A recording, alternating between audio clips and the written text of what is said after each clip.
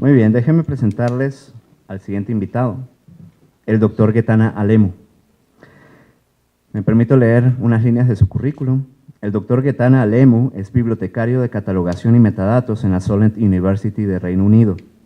Posee múltiples años de investigación y experiencia práctica con estándares de metadatos como MARC, el RDA, FRBR y el Linked Data. Como parte de su doctorado, desarrolló la teoría de enriquecimiento y filtrado de metadatos. Fue jefe de biblioteca universitaria en su país natal de Etiopía y trabajó en un proyecto de investigación sobre preservación digital, financiado por la Comisión Europea en el Reino Unido. Actualmente, el doctor Alemu lidera un equipo que gestiona la catalogación, descripción y descubrimiento de recursos de información impresos y digitales. Es autor del libro Una teoría emergente sobre los metadatos de una biblioteca digital. Ha publicado más de 20 artículos arbitrados e indizados, es miembro del consejo editorial de 2 revistas científicas internacionales. En 2016 fue premiado por la Federación Internacional de Asociaciones de Bibliotecarios y Bibliotecas, la IFLA, por sus investigaciones sobre metadatos, y en 2017 fue finalista al Premio a la Excelencia en Investigación de la Solent University. Demos un aplauso para darle la bienvenida al doctor.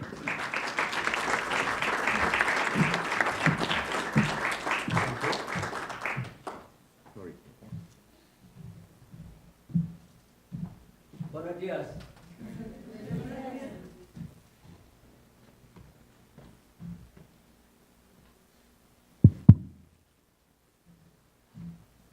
Thank you very much for welcoming me here and for coming to attend this presentation on a theory of metadata enriching and filtering. I said A instead of the theory of metadata enriching and filtering because it's one of the emerging theories. Probably you might, someone might argue that this is not really a theory, but I did all my PhD and came up with these two words, enriching and filtering. And in it, I discussed how it's an emerging theory and emerging principle of metadata. So first off, what's metadata? What do we mean when we say metadata? Metadata has been used by various names. For example, in libraries, it's mostly cataloging, bibliography, referencing, listing, and you can go on. Or for other areas, it's description. But metadata is data about data. It's the name metadata itself became popular when we started using relational database management systems, relational databases, and it came very widely used during the web, the internet, and relational database systems. So metadata is aboutness. It's about something. It is the thing that describes a person, an event like today, or yes, an event like this week, the day of the days, or the weeks that you celebrate, Mexicans celebrate the days. So that's an event, right? Or it is anything, the solar system, thing, or a book, an information object. So that's aboutness. It's about something. It's metadata. It's beyond data. It is something that describes the data. So it's actually the keywords that you enter when you search on Google. That's the best way to describe metadata. That's an easy way to describe metadata. It's the keywords. It's the tags, the likes, the dislikes, the ratings, the recommendations, the reviews, especially when you use a social media application these days. It's the naming of, as I said, people, things, or anything. It is a language for finding, for refining, for discovering.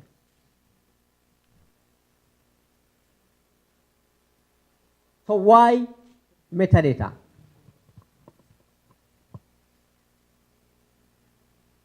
Because simply all our life is related affected by, in one way or another, by metadata. Without it, we lose our direction. Imagine you go to a new city and without metadata you are lost. It's a compass, it's a navigation. It is the information that helps you to explore, discover, especially in the sea of data and information. It is also a way, it's a mechanism that helps you to filter, sift through, choose, select something.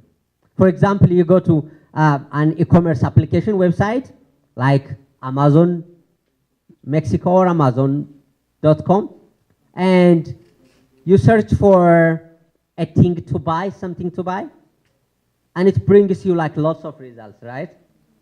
And you go on one side and filter and say, give me only from this price range, or for this occasion, or this make or model of, let's say, a computer or a camera or anything for that matter. So that is metadata that helps you through, sift through, prioritize, choose, buy and sell. You can apply that to libraries.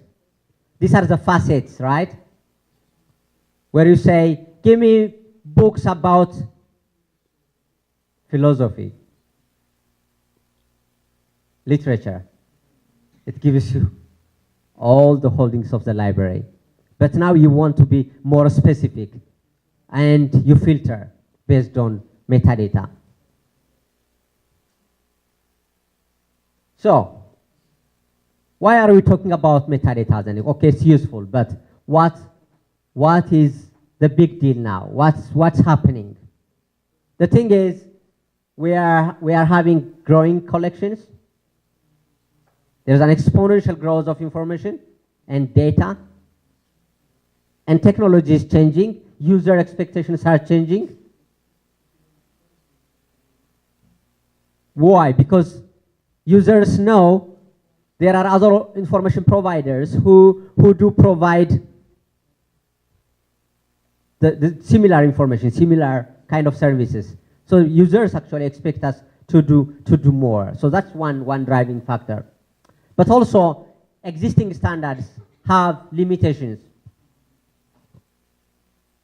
In the context of my own research, the social space of documents, as Paul Outlet in 1974 says, is missing. Because Paul Outlet says the catalog helps you to reach at a book, gives you the book, but that's it. It doesn't tell you what other people think about that book, what meta annotations exist about that book. So that's a kind of area also I looked in this research. Also, there are scant theories, especially that talk about the use of social constructed metadata or user-generated metadata.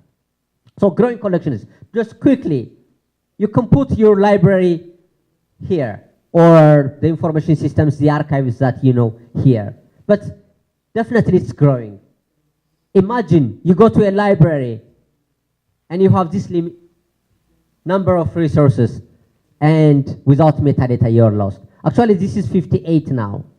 I checked this morning since I prepared the slide. So it's growing every day.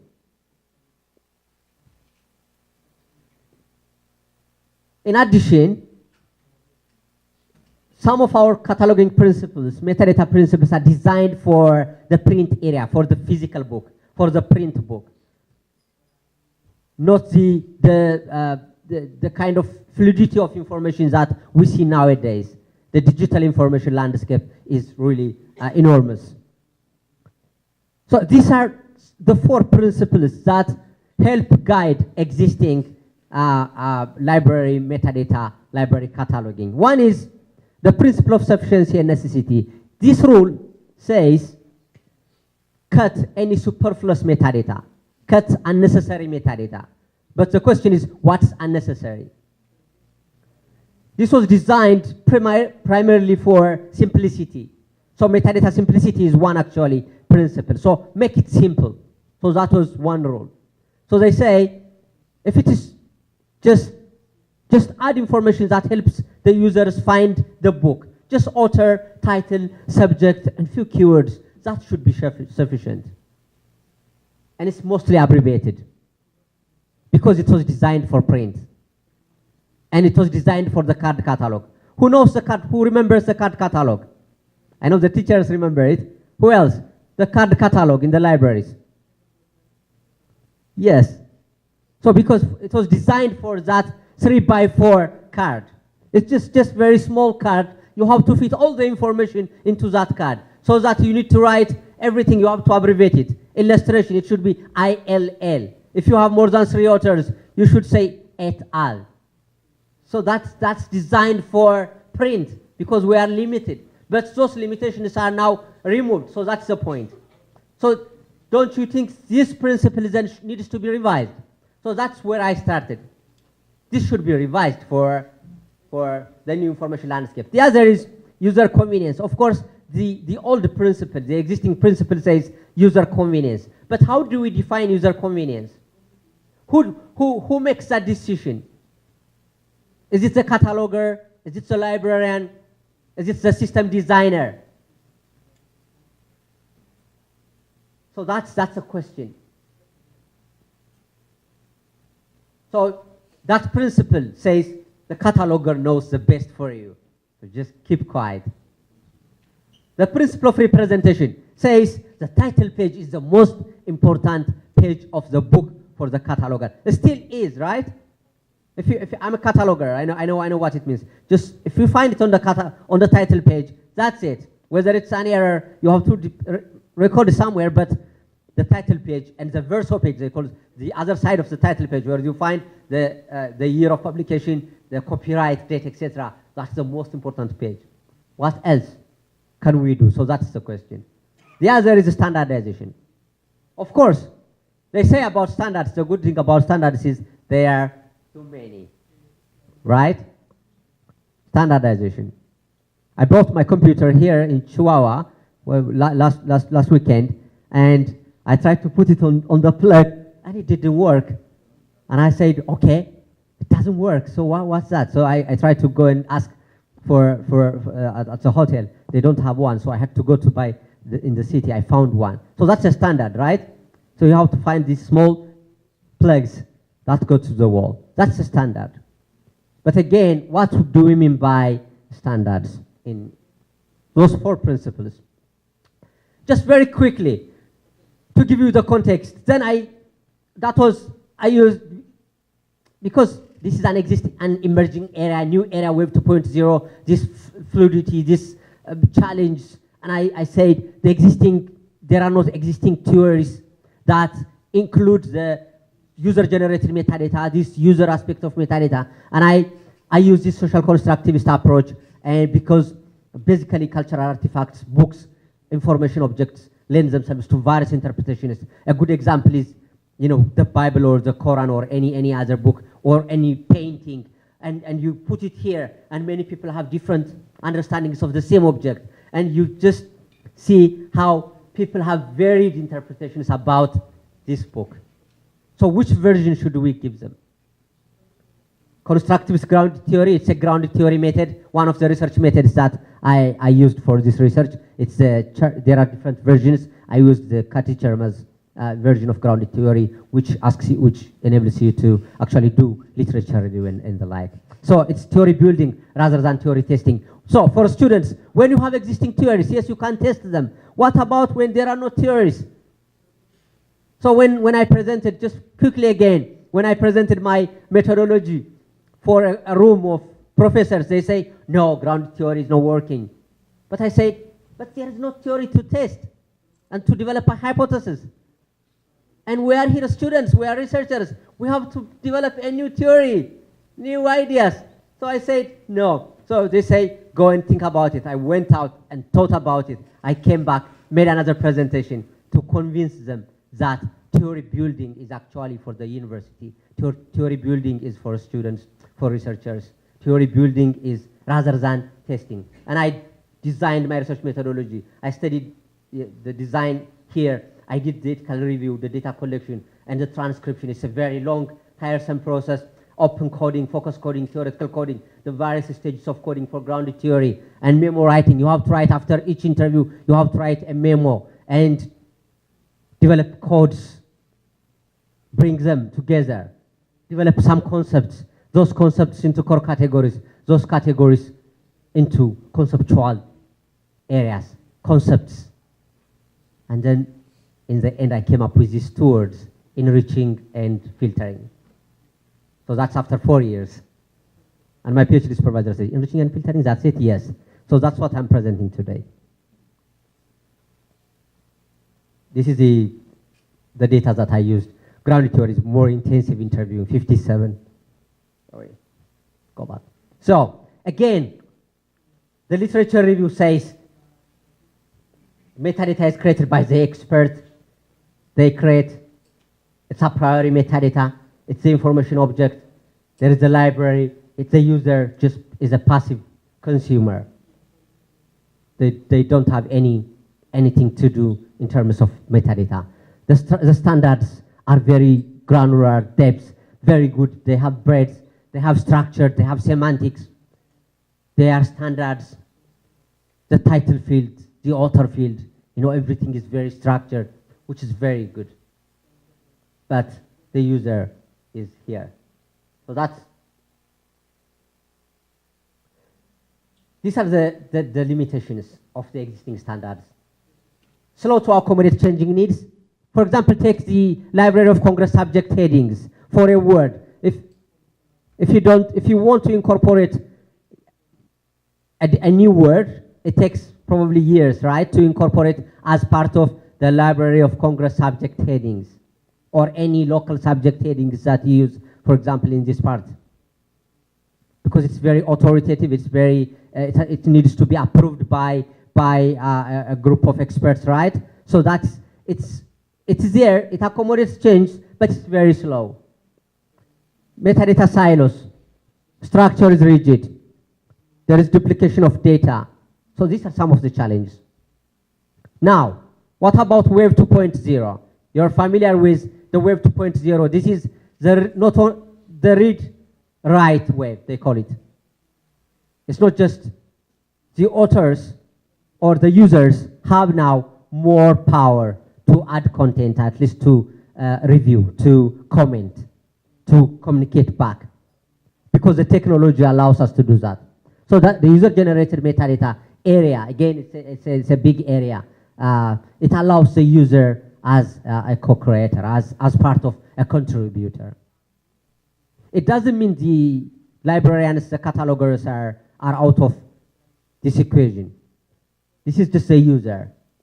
Of course, you need the platform for two-way collaboration. You need the technology. The platform is that area, like, for example, you can take Facebook, where it allows you to include other applications. But imagine that in a library environment.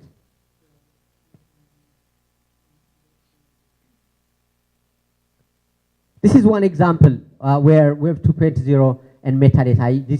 These are a collection of some of the books I like or read. And then the thing is, it allows you to include your own interpretations, your own. For the first time, you can add these reviews, and you have information on this side, the links. You have related books. You have some structured metadata down here. So you have the title, author, subject, the main, the standards aspect here, down here. You have the Web 2.0, the social metadata aspect here, and it brings you related books here. So,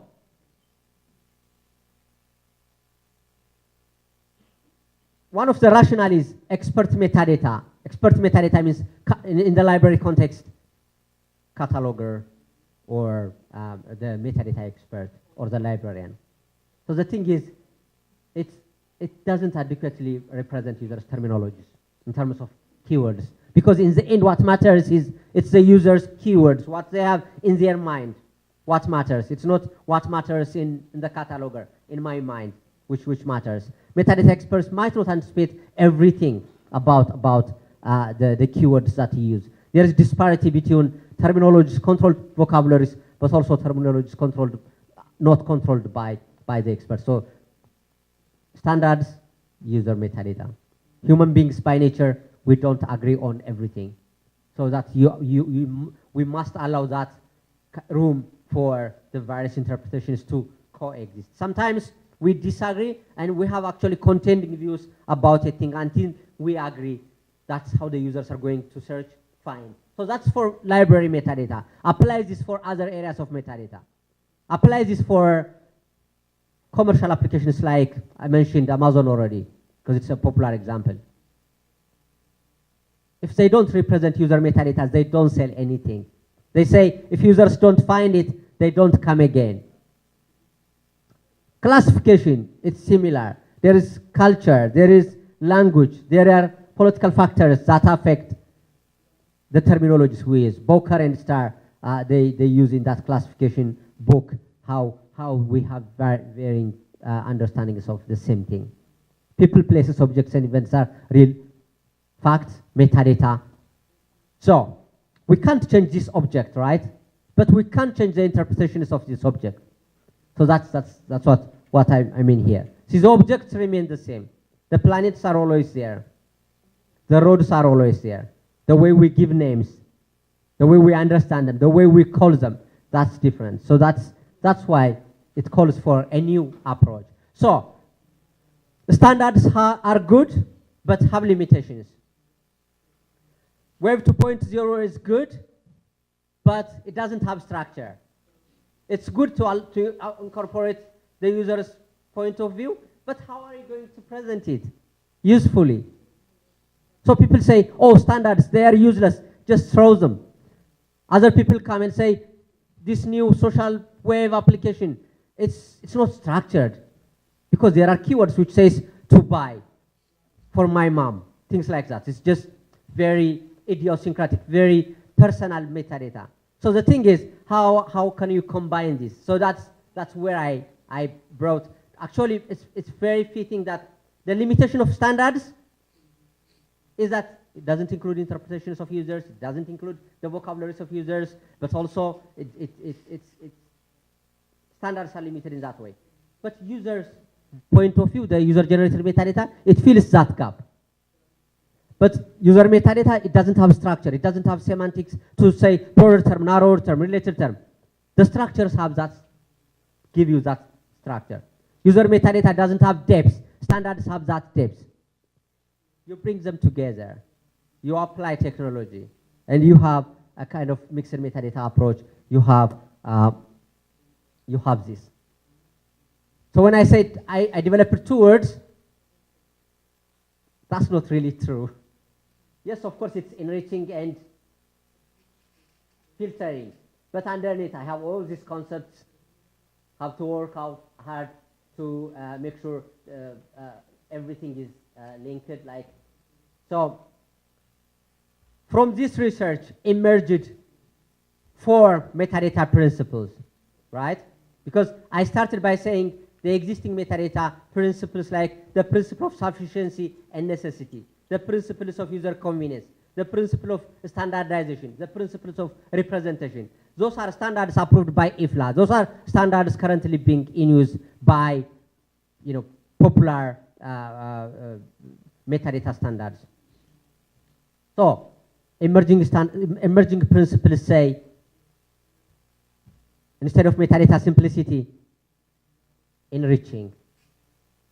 So that is actually, in a way, the opposite of simplicity. Cut it down, what's called, they apply the Occam's razor, just cut the unnecessary bits. But now I say, include, just bring them, enriching. You have this aggregation, you have these technologies where the tag clouds come from users, reviews come from users, there are social discovery system, the linked data comes here.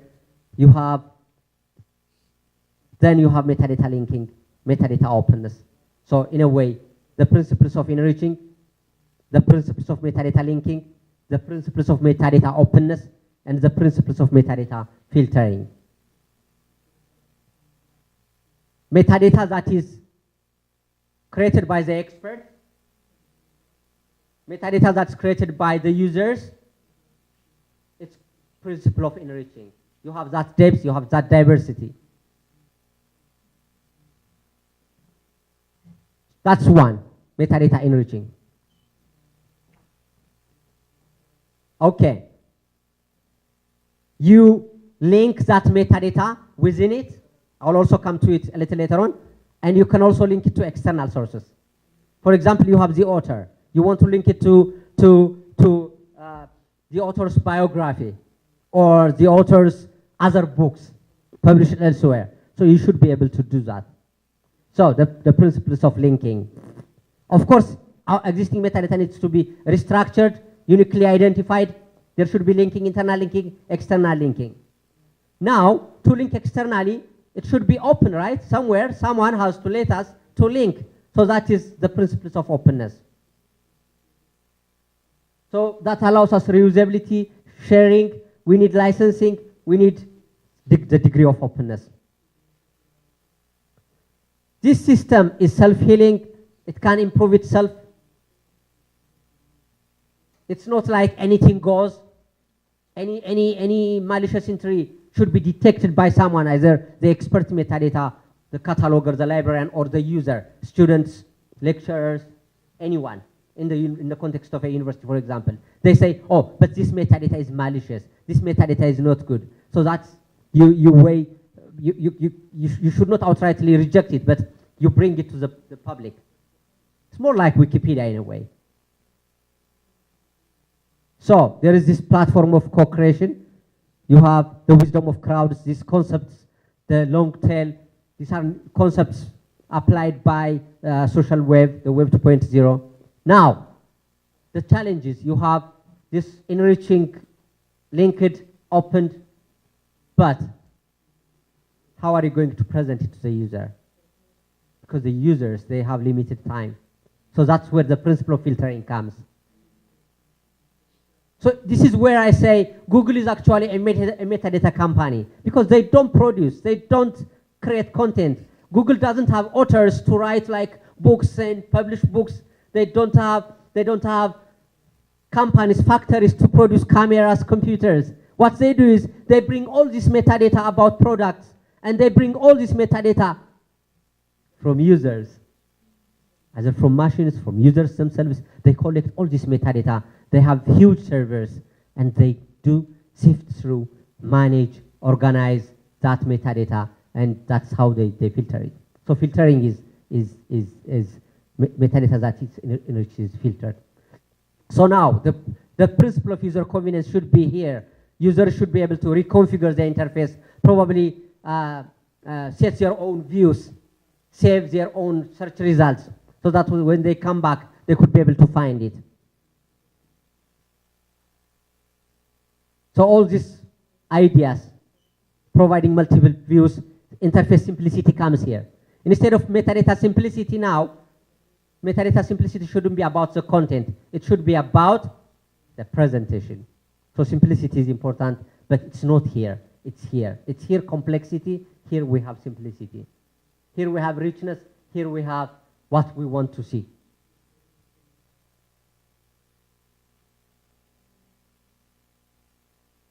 Enriching.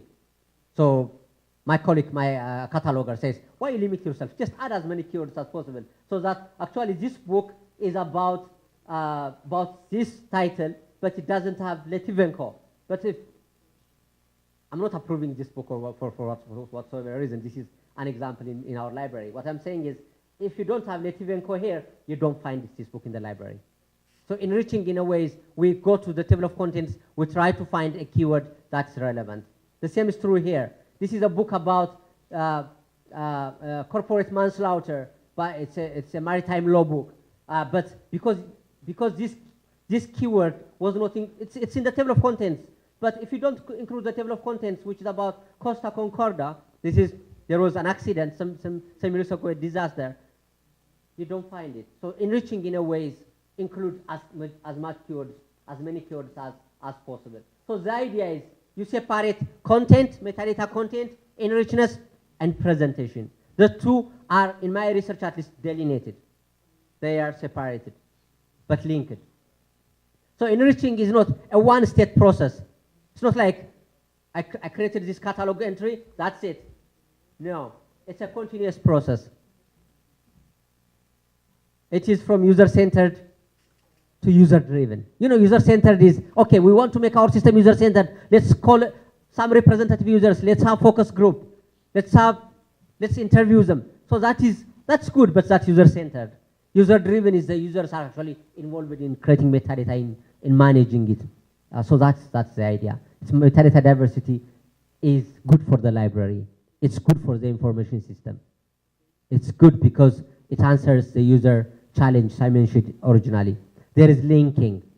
You can link to everything. You know, some of these dictionaries nowadays, you can link to any word except the articles, right? You have an online dictionary, and it gives an example saying, let's say, metadata is description about information objects. Description is linked. Information is linked. So if you want, you can just click and go to the meaning of that word. So in a way, seamless linking is without disrupting the users, you could actually link everything in the library. Useful rather than perfect metadata. So we're not here, even if it's a university, when it comes to metadata, we want to present as many views, as many interpretations. That's the point. Ad hoc, user-driven filtering. I forgot about the coffee, but yeah, because I love my coffee. So linking, very quickly. So you need technologies for that. Openness, you need technologies for that because you need to have open formats. Filtering, you need technologies for that. That support that kind of user, but it doesn't, it's not, there are problems, there are challenges now. Not all these technologies are easily to get, affordable to develop. But at least for students, this is a challenge. For lecturers, for professors, that's a challenge to say, actually, we teach students so that they design these systems. They bring us these systems when they go employed by these companies. So that's the idea. Linked data is a data model, of course, which helps to identify data, describe data, link the relations, structure the data elements. It's a way, in a way, it looks like relational database management systems, but in a web scale. Because Tim Berners-Lee, he designed the web, www, the web for documents, but not for data. So now the challenge is he actually came up in 2009, 2010, saying, let's now link data. So that's why it's linked data. It's a web scale linking. Back to my research again. So I said, okay, this is one metadata element within a library catalog, and you have another metadata element. You can link it. You can actually link between records. One record about one book, another record about another book. You could link them. But also you could link it to another library, another, not just necessarily library, another system. Why? For usability. You can cross-link, you can integrate, you can share data. So that's what Tim Berners-Lee and these authors came saying, linked data is the way forward. It provides context. Adding a page provides context, but adding a link provides the organization, the structure, the endorsement to that information. Linked data is expressed in different ways, which these are some of the technologies. So I said last week, I was in Cyprus, another conference presentation. I said, I just tweeted this is the conference name. What's the big deal about linked data? So someone is presenting about linked data, and I say, what's the whole thing about it? I think the whole thing is about interoperability. Two systems talking each other, sharing data. Portability, it's breaking the silos. It is future-proofing. It's making data sharing easier. That's why I believe metadata is enriched, should be enriched, linked, open, and filtered. This is about the formats. These are the existing challenges: scalability, portability, interoperability, compatibility of formats. These are the rules. The rules for linked data. Use identifiers. This is especially relevant for people who are interested in linking data principles. Use URIs, universal resource identifiers, for anything that you are referring. Use these are standard protocols in other words, but these are web-based, web scale. Use technologies that are open. So these are some of the I'll have another slide. This is one of the technologies you can use, resource description framework. It's more like XML. The web, when so Tim Berners-Lee came up with this good idea, right? Information organization for the web. So he came up with HTML, right? So similarly, they came up with XML. So now they came up with RDF. So that's basically what it is. This is about linking that at the data level, the subjects, the relations, the objects. So for example, this is a book, Everything is Miscellaneous, is authored by David Weinberger. So this is the subject, this is the predicate, this is the object. So represent this using what I was saying, URI. Sorry, I will go just back. Using URIs. Represent even the relationship using URIs. Represent the author using uniform resource identifiers. So that means other people know what you are referring. Another are linked data formats. Just giving you an example. I'll put the slides later on SlideShare. I'm sure. So, sorry. Yeah, these are some of, again, RDF. RDF is another technology, another standard, OWL, another. So it helps you to express what you want to write in a technical format. So that's linking. The principles of enriching, experts, users, creating metadata. The principles of linking, using technologies like linked data. And the principles of openness, by using this is a 5-star system. So data is freely available. That's good. Make it available, like PDF. Data is freely available, but it is locked by a company software. Data is freely available, but with open formats. Data is freely available with open formats. That's great. With even more RDF, more the web standard. Data is machine processable, identified, linked to other freely and openly accessible. So if your data is 5-star, so that's a linked data. It's linked open data, sorry, because it's 5-star. So organizations can be rated now with this. So whenever you create documents now in a kind of university environment, how are you going to create your data? How you represent your information? When you link, you can link to other systems. So this is recently, but in the past it was only few institutions who had linked data. I already said this, but this is a mixed method approach, continuously improved, enhanced, enriched, structured, linked, opened. The expert and the user are now at the same level almost. Creating, filtering, using these standards.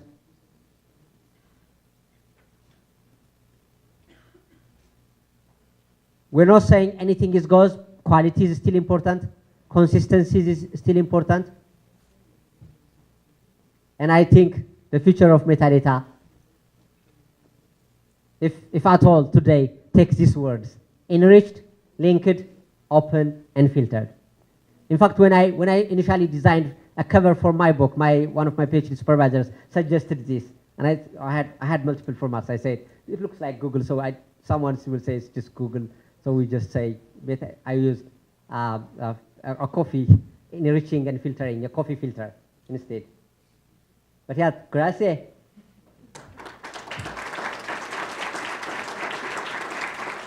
And thank you.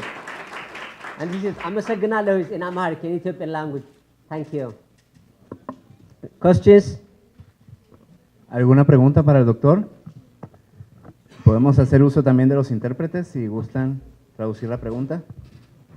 How is the payment of a metadata specialized, especially compared with another information professional? Since this is an emerging activity, how is the payment? How much do they want? I think it's a general, I mean, so the question is, how are metadata specialists paid? For example, I can give you an example in the UK. It's a very good profession because of course there are challenges for libraries. There are the library profession in general, but you have the right skills. You have the right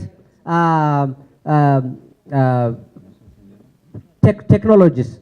Of course, you're not asked whether you have knowledge on user-generated metadata, etc. You are asked on the existing standards, mainly the MARC, RDA, and all standards. But it's not bad.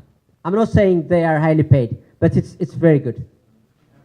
Yeah, I think nowadays I see they are also demanded by publishers because publishers and ebook providers, suppliers create metadata.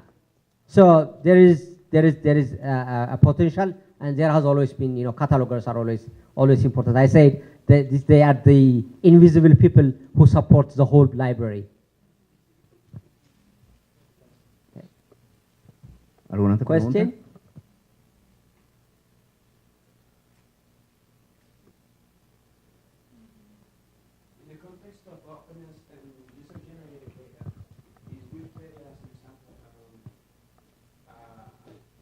A good example actually of linked data is Wikipedia. A good example of linked data since it's all user generated, and I mean, as you mentioned, even the data that they generate, the article itself is used as metadata when you search for it. Yeah. So the good thing about Wikipedia is the platform, right? The platform for the first time, someone can create something new about a person or about their local indigenous history, right? So that's the platform. The platform allows them, because for an article, for example, for, let's say, for a legal system, my colleague is here, a local, a very indigenous way of resolving disputes, right? I want to write an article, and I want them to include it in Britannica. Who would include that in Britannica? Oh, they say this is some Ethiopian fellow, very remote from the land. So now Wikipedia, for the first time, at least gives me the platform. So whether it's quality, that's another issue. It's the public, it's the readers who will decide on it. So when Wikipedia first came in, not many people like it, right? But the platform is important. So there is a platform. In that way, even if we could not say the data, the articles are linked data, they are not linked data, the articles themselves, because they are written using HTML. To be linked data, every data in that article should be linked by using RDF, those technologies. And it's open, yes, of course. Yeah. ¿Alguna otra pregunta? No sean tímidos. ¿No?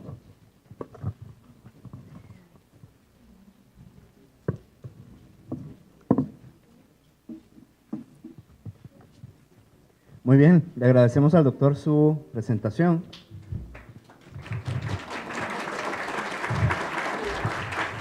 Y le hacemos entrega